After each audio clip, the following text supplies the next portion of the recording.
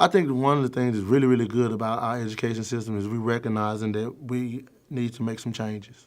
I think that my passion for teaching definitely was impacted by my father's experience. He grew up in Mississippi during turbulent times, and he just was not able to go to school. He would rather stay at home and pick cotton on the family's field as opposed to try to face the injustices that he had to face if he chose to continue to get his education. And I think growing up listening to stories with his experience and just always wondering, I could have been this or I could have been that. I think that I come to school with the passion of making sure that students don't have to wonder. It's your choice. You don't have to grow up and then look back and wonder what you could have been.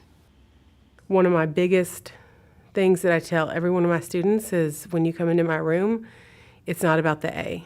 It's not about, can you make an A in my class? Because 9 times out of 10, you're probably not going to do that in the very first 9 weeks, because I'm going to hold you to a higher standard than anybody ever has, because I know you can do it. You've got to learn how to get up there.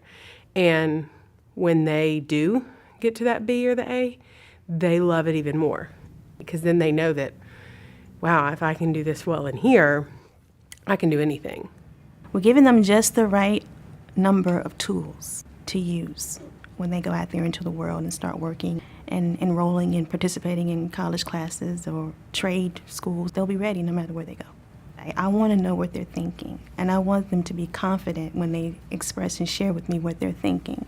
If I can give them the kinds of tools that the Common Core standards state that I need to provide for my students, then that's all the better for everyone, I think, for teachers, for students, for school districts, for the nation, really.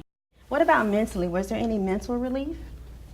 No, because in the text it says, once again I knew hunger, biting hunger, hunger that made my body aimlessly restless, hunger that kept me on edge, that made my temper flare. When it's talking about the temper is mentally, so it affected him mentally and physically. Yes, again, those emotions coming out. One of the major shifts with Common Core in mathematics is focus. That means that we'll teach less, but the children will learn more. I think one of my greatest dilemmas in my experience with teaching is not having enough time to adequately teach for mastery. And by having less to teach, I'm really able to take the time to make sure that the students really deeply understand the concepts. Sanaya, how do you know that 40 will be the least common multiple of 8 and a 5 without writing out your multiples? How do you know? All the multiples of 5 are going to end in a 0 or a 5. Exactly. My class is really student-centered, and I want the students to guide the class. I want to give them the information, and then I want them to really yearn for the knowledge. And I guess I was teaching maybe 2 or 3 years, and an administrator said something to me that has stuck with me. She said, the more you talk, the less they learn. And after that, it just kind of clicked in my head that that's true. So for prior knowledge, we put, what do you think? We already know about why Holden is coming home.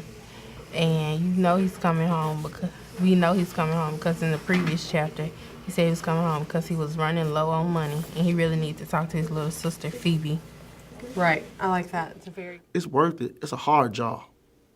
And I don't want anybody to think it's not a hard job, but it's a really, really fulfilling job. It's rewarding as well.